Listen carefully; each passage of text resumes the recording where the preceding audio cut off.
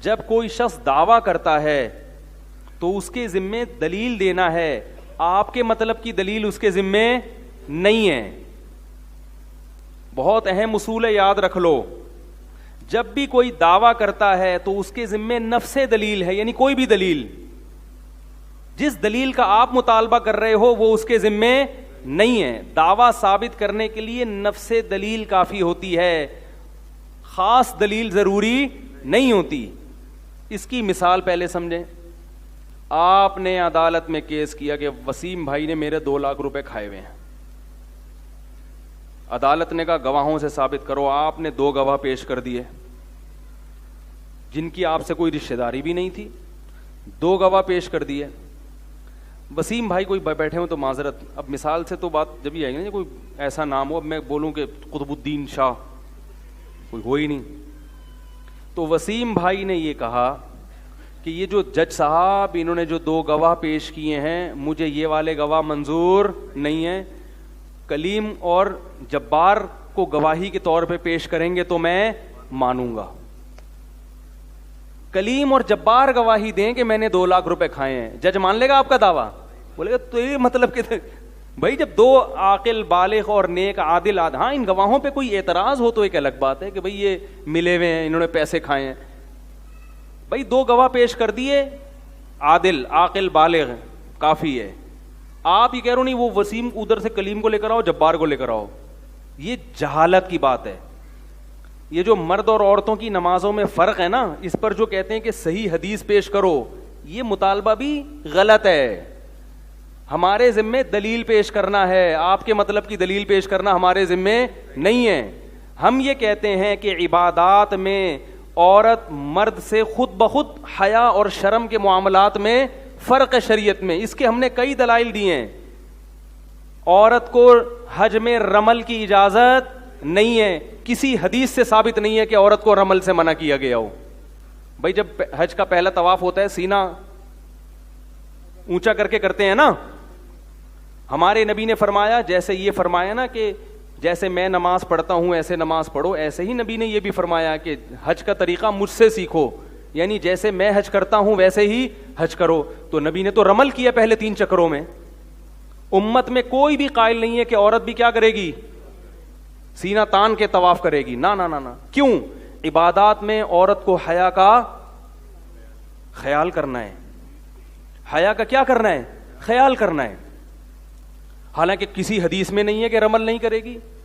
اب کوئی آپ سے پوچھا کرے نا عورت سمٹ کے نماز پڑھے گی, اس پر کوئی حدیث پیش کرو, تو آپ فوراً کہہ دیا کرو عورت حج میں رمل نہیں کرے گی, اس پر کوئی حدیث پہ. نبی نے تو کیا ہے. عورت صفا اور مروہ میں دوڑتی, بولو بھائی, نہیں ہے. مرد دوڑتے ہیں, نبی بھی دوڑے ہیں. کسی حدیث میں نہیں ہے کہ عورت کو دوڑنے سے منع کیا ہے. ایک میں نے یہ سوال اٹھایا تھا, تو ایک فتنہ پرست ہے چینل پہ آج کل بہت آ رہا ہے. میں نے کہا سوال اٹھایا تھا کہ کسی حدیث میں نہیں ہے کہ عورت لبیک آہستہ آواز سے کہے گی, مگر پوری امت کیا کہتی ہے, عورت لبیک, حالانکہ حدیث میں کہیں بھی نہیں ہے. تو اس نے فوراً, ایک چینل ہے فتنہ پرست, اس نے ایک حدیث پیش کی, عبداللہ بن عمر کا ارشاد ہے کہ عورت کیا کرے گی, آہستہ لبیک کہے گی. واڑے واہ, ٹھیک ہے. جب ہم کسی صحابی کا قول پیش کریں تو وہ حدیث نہیں ہے, وہ کہتے ہیں حدیث صرف نبی کا قول ہے, اور آپ یہاں کس کی تقلید کر رہے ہو, صحابی رسول کی, حالانکہ آپ کے پاس کوئی دلیل نہیں ہے اس کی. تو ایسے تو ابراہیم نخعی رحمہ اللہ تعالیٰ بہت بڑے تابعی ہیں, فقہاء سے بڑا مقام ہے ان کا, امام بخاری بڑے احترام سے نام لیتے ہیں. وہ کہتے ہیں کہ عورت سمٹ کے نماز پڑھے گی. ایسے تو فتاویٰ دینے پر آئیں تو ہمارے پاس بہت سارے فتاویٰ ہیں. آپ ہم سے مطالبہ کیا کرتے ہو کہ حدیث دکھاؤ, نبی کا قول دکھاؤ. تو ہم بھی آپ سے مطالبہ کر رہے ہیں کہ حدیث دکھاؤ کہ عورت رمل نہیں کرے گی, عورت آہستہ لبیک کہے گی, عورت صفا اور مروہ میں دوڑے گی نہیں. حالانکہ جو دوڑی تھی حضرت ہاجرہ وہ تو عورت تھیں, اس کا تقاضا تو یہ تھا کہ عورتیں تو دوڑیں, مرد بے شک نہ بھی دوڑیں, کیونکہ یہ تو سنت عورت کی زندہ کر رہے ہیں. وہ دوڑی تھیں, اور ہم خواتین کو وہاں دوڑنے سے منع کرتے ہیں. تو حج میں حیا کا اتنا اظہار نہیں کیا گیا شریعت میں, خیال نہیں. نماز میں تو بہت زیادہ خیال کیا شریعت نے. عورت مردوں کی سے بالکل پیچھے کھڑی ہوگی. عورت کا سطر مرد کی نسبت زیادہ ہے. حدیث میں آتا ہے عورت کی گھر کی نماز مسجد سے افضل ہے. کیوں؟ وہ عورت ہے. پھر گھر میں برآمدے کی نماز صحن سے افضل ہے. کیوں کیا ہے؟ وہ عورت ہے اس لیے. تو پھر عورت کو نماز میں بولنے کی اجازت نہیں ہے اسلام میں.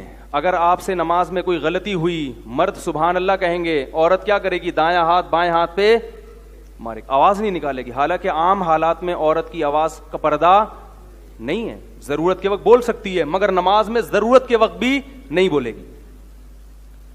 نماز میں اگر بیٹا نماز پڑھا رہا ہے, ماں اور بیٹا مل کے نماز پڑھنا چاہتے ہیں, ماں بیٹے سے آگے کھڑے ہو کر امامت نہیں کرا سکتی, کیونکہ نماز میں ماں بیٹے کا فرق ختم, مرد اور عورت کا فرق آ جاتا ہے کہ یہ مرد ہے یہ عورت ہے, یہ پیچھے کھڑی ہوگی اور بیٹا آگے کھڑے ہوگا.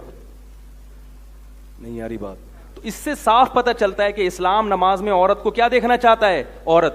یہی وجہ ہے کہ 1400 سال سے اس پر اجماع چلا آ رہا ہے, تقریباً 1200 سال اس پر اجماع چلا آ رہا ہے. تمام کتابوں میں لکھا ہوا ہے کہ عورت سمٹ کے نماز پڑھے گی, مرد مردوں کی طرح نہیں پڑھے گی. اجماع ہے. حنفیہ, شافعیہ, مالکیہ, حنبلیہ, حتیٰ کہ پرانے اہل حدیث کے بھی جتنے فتاوی ہیں سب میں یہی لکھا ہوا ہے کہ عورت سمٹ کر نماز پڑھے گی. آپ اہل حدیث کے بھی پرانے فتاوی اٹھائیں نا, 150-200 سال پرانے, ان میں بھی یہ لکھا ہے. اہل حدیث کے جتنے ہندوستان میں جو اہل حدیث کے فتاوی ہیں ان میں بھی لکھا ہے کہ عورت کیسے پڑھے گی. یہ بعد میں اہل حدیث حضرات نے مسئلہ نکالا ہے, اور اس میں یہ شیخ بن باز جو سعودی عرب کے مفتی اعظم تھے انہوں نے یہ رائے قائم کی ہے کہ عورت کیسے پڑھے گی؟ جیسے مرد پڑھتے ہیں. ان کی رائے کو یہاں اہل حدیث نے فالو کیا. اس سے پہلے ہمیں کہیں بھی نظر نہیں آتا, اہل حدیث کے فتاوی میں نہیں ہے. ایک مسئلے پر جب امت جمع ہو جائے تو اس کی مخالفت جائز نہیں ہے, کیونکہ حدیث میں آتا ہے لا تجتمع امتی علی ضلالہ, میری امت گمراہی پہ جمع نہیں ہو سکتی. تو یہ صدیوں سے علماء غلط فتوے دیتے آئے ہیں, وہ سارے غلط تھے اور اب لوگ صحیح ہونا شروع ہو گئے. حیرت کی بات ہے یا نہیں ہے یہ؟ تو اجماع بذات خود ایک دلیل ہوتی ہے. بعض لوگ کہتے ہیں امام بخاری نے ایک حوالہ نقل کیا ہے کسی تابعیہ سے کہ وہ مردوں کی طرح نماز پڑھتی تھیں, تو حوالہ خود اس کی علامت ہے کہ باقی ساری عورتیں اس دور میں عورتوں کی طرح پڑھتی تھیں. امام بخاری نے ایک روایت ملی تو انہوں نے نقل کر دی. جو چیز منفرد ہوتی ہے نا اس کو ہائی لائٹ کیا جاتا ہے. جیسے آپ کسی محلے میں گئے, ساری خواتین سمٹ کے پڑھ رہی ہیں, ایک آپ کو نظر آئی مردوں کی طرح, تو آپ روایت بیان کر دیں گے میں اس محلے میں گیا تو میں نے دیکھا ایک عورت کیسے پڑھ رہی ہے, بولو بھائی, اور مردوں کی طرح پڑھ رہی ہے. اس کا مطلب باقی ساری کیسے ہیں؟ یہ خود اس کی دلیل ہے. تابعین تبع تابعین کے دور میں سب عورتیں سمٹ کے پڑھتی تھیں. ایک خاتون کو امام بخاری نے نقل کیا کہ وہ کیونکہ منفرد تھیں سب سے. اس کی دلیل یہ ہے کہ امام بخاری نے کسی مرد کے بارے میں نہیں کہا کہ وہ عورت کی طرح نماز پڑھتے تھے. کیوں؟ اس لیے کہ مردوں کے بارے میں یہ سب جانتے ہیں کہ وہ مردوں ہی کی طرح پڑھتے تھے, اور عورتیں ساری عورتوں کی طرح. ایک خاتون نقل کر دیں کہ وہ کس طرح. تو ہمارے جو اہل حدیث حضرات ہیں انتہائی احترام کے ساتھ, ہم ان کا بھی احترام کرتے ہیں, علماء کوئی بھی ہوں ہمارے لیے قابل احترام ہے.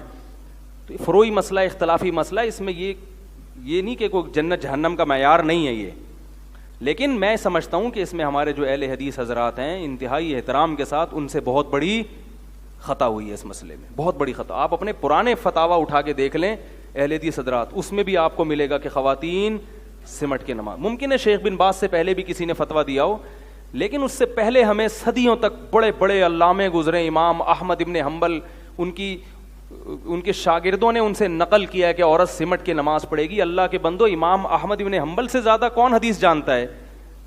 امام شافعی سے زیادہ کون حدیث جانتا ہے؟ یہ بڑے بڑے علامے کے سارے معاذ اللہ بیکار لوگ تھے. کس طرف آپ امت کو لے کے جا رہے ہو؟ امت سب سے بدگمان ہو رہی ہے. یہ صرف دیوبندی بریلوی کا مسئلہ نہیں ہے, تو پوری امت ایک طرف ہے, آپ پوری امت کو دوسری طرف لے جا رہے ہیں. تو کیسی بات ہے کہ حدیث ان میں سے کسی نے بھی نہیں سمجھی. تو اب میں کہتا ہوں اہل حدیث ہی کے فتاوی دیکھ لینا پرانے, سب میں یہ لکھا ہوا ہے کہ سمٹ کے, کیونکہ وہ اس وقت یہ چیز تواتر سے چلی آ رہی تھی, کوئی جانتا بھی نہیں تھا اس کے خلاف. اسی طرح یہ جو عام موضوعوں پہ مسح ہے یہ بھی 15ویں صدی کی ایک نئی ایجاد ہے. عام موضوعوں پہ مسح, ہمیں فقہا میں صدیوں تک اس کا کوئی تصور نہیں ملتا کہ عام موزے جو بالکل جس میں پانی برے آرام سے چلا جاتا ہے اس میں لوگ, لیکن پوری دنیا میں رائج ہو گیا یہ. تو ہم اس وقت کو دیکھیں یا اس وقت کو دیکھیں. ایک صاحب مجھے کہنے لگے مصر کے علماء داڑیاں نہیں رکھتے اور وہ بھی قرآن و حدیث کی بات کرتے ہیں اور فقہا کا حوالہ دیتے ہیں. میں نے کہا اللہ کے بندو, آج سے 150-200 سال پہلے کوئی عالم دین آپ کو بغیر داڑھی کے پوری دنیا میں نظر نہیں آیا. اب کتابیں اٹھا کے دیکھو نا.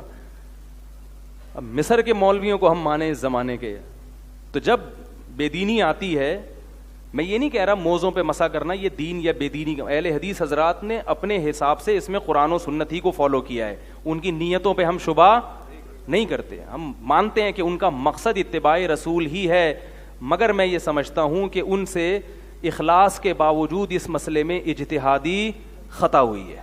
اجتہادی خطا جب امام ابو حنیفہ سے ہو سکتی ہے, امام شافعی سے ہو سکتی ہے, تو میرے بھائی اہل حدیث علماء سے بھی ہو سکتی ہے. تو اس لیے میری گزارش ہے کہ ان کو اثر نو اس مسئلے پر غور دوبارہ کرنا چاہیے, اور بعض اہل حدیث حضرات نے اس پہ آواز بھی اٹھائی ہے. خیر, پھر بھی اگر غور نہیں کرتے تو جیسے پڑھ رہے ہیں پڑھتے رہیں, ٹھیک ہے. اگر وہ یہ سمجھتے ہیں کہ نہیں ہم پھر بھی اسی کے قائل ہیں کہ عورت مردوں ہی کی طرح پڑھے گی, تو ٹھیک ہے پڑھیں, مگر حنفیوں پہ طنز نہ کریں, بس اتنا بھی کافی ہے. امت میں اختلاف نہ ختم ہو اتنا بڑا مسئلہ نہیں ہے, مگر آپس میں لڑائی اور نفرت بند ہونی چاہیے. یہ جو طنز والا لہجہ ہے نا کہ میں ان کو بولوں کہ یہ حدیث کا منکر اور وہ ہمیں بولیں کہ یہ حدیث کے منکر, اس سے آپس میں کیا پیدا ہوتا ہے, اختلاف پیدا ہوتا ہے. یہ کام کم از کم تو ہمیں کم از کم دفاع کی حد تک تو اپنی بات کہنے دینا کہ بھائی ہم قرآن و سنت ہی کو فالو کرتے ہیں, ہمارا مقصد اتباع رسول ہی ہے اور کوئی ہمارا مقصد نہیں ہے. اس لیے ہم یہ سمجھتے ہیں کہ خواتین جب اس طرح سے نماز پڑھتی ہیں, حیا کے ایک طرف اس کو بولنے کی اجازت نہیں دی جا رہی, ایک طرف وہ سردے میں بالکل اسی طرح سرین اوپر کر کے نماز پڑھے, یہ ایک ہم یہ سمجھتے ہیں کہ یہ, اور ہم نہیں سمجھتے امام ابو حنیفہ, امام شافعی, امام مالک, امام احمد بن حنبل اور یہ چاروں صدیوں سے جو فتوا, خود اہل حدیث علماء بھی ان کے فتوا بھی یہی سمجھتے ہیں کہ بھائی اسی طرح ہوگا. اس پر جو باقی روایات بھی ہیں, لیکن کچھ تو روایات ضعیف ہیں جو ہمارے حضرات پیش کر دیتے ہیں, حالانکہ وہ روایتیں ضعیف ہوتی ہیں. ہمارے والے بھی بعض دفعہ ایسا کرتے ہیں کہ صحیح ضعیف کی پرواہ کیے بغیر پر جو چیز بھی مل رہی ہے مارکیٹ میں اس کو لے آؤ, تو ہمیں روایت پیش کرنے کی ضرورت نہیں ہے. باقی فتاوا ہیں تابعین کے, وہ صحیح سند سے ثابت ہیں, اور کچھ روایات بھی ہیں مرسل احادیث ہیں, ان میں اختلاف ہے کہ مرسل حجت ہے یا نہیں, وہ لمبی بحث چلی جائے گی. تو میں یہ عرض کرنا چاہ رہا تھا کہ جو شخص دعویٰ کرتا ہے اس کے ذمے دلیل ہے, بس آپ جس قسم کی دلیل کا مطالبہ کر رہے ہیں وہ اس کے ذمے نہیں ہے. اب مرد اور خواتین کی نماز میں آپ کے بخاری کی حدیث دکھاؤ, فلانی حدیث دکھاؤ, یہ باقاعدہ ایسی حدیث دکھاؤ جس میں آتا ہے کہ نبی نے عورتوں کو حکم دیا کہ یوں سمٹ کے سجدہ کرو, اور ایسی واضح مرفوع روایت دکھاؤ, تو بھائی ہمارے ذمے ایسی روایت دکھانا نہیں. ہم یہ کہیں گے پھر ایسی حدیث دکھاؤ جس میں خواتین کو حکم ہو کہ وہ رمل نہ کریں, وہ صفا مروہ میں دوڑ نہ لگائیں, وہ لبیک کیسے کہیں. تو عورت کا تو مطلب ہی عورت ہے نا, وہ تو سمٹے گی. عورت کا مطلب کیا ہے؟ دیکھو اللہ تعالیٰ نے حضرت موسیٰ علیہ السلام کو جو خواتین آئی تھیں, جو لڑکیاں آئی تھیں موسیٰ علیہ السلام کو بلانے کے لیے, اللہ نے ان کی چال میں حیا کا تذکرہ کیا ہے. جاءت احداہما تمشی علی استحیاء, ان دونوں میں سے ایک حیا کے ساتھ چلتی ہوئی آئی. تو اللہ کو عورت کی چال میں حیا پسند ہے, تو نماز میں حیا پسند نہیں ہوگی کیا؟ نماز میں تو اور زیادہ اس کو حیا کا اظہار کرنا ہے. اب کوئی یہ دعویٰ کرے کہ یہ کیسے پتا چلے گا یہ حیا والی نماز ہے اور اس میں حیا کم ہے. حیا ایسی چیز نہیں ہے جس کو ڈیفائن کیا جا سکے, حیا محسوس کی جانے والی چیز ہے. جو خواتین مردوں کی طرح نماز پڑھتی ہیں ان کو ایک طرف کھڑا کر کے نماز پڑھائیں, جو سمٹ کے پڑھ رہی ہیں. کسی تیسرے امپائر سے پوچھیں کہ ان دونوں میں حیا کس میں زیادہ نظر آ رہی ہے, وہ خود کہے گا جو سمٹ کے نماز پڑھ رہی ہے اس میں عورت پنا زیادہ جھلک رہا ہے. سمجھ میں نہیں آ رہی بات؟ پھر بھی میں اللہ کی قسم اٹھا کے کہتا ہوں کہ میرا مقصد اہل حدیث حضرات پہ طنز کرنا نہیں ہے, اپنے دلائل دینا ہے. اگر ان کو ہماری رائے نہیں سمجھ آتی تو کوئی بات نہیں, وہ اسی رائے کو فالو کریں, بس طنز نہ کریں. سمجھ رہے ہیں؟ طنز نہ کریں, اتنا بھی کافی ہے.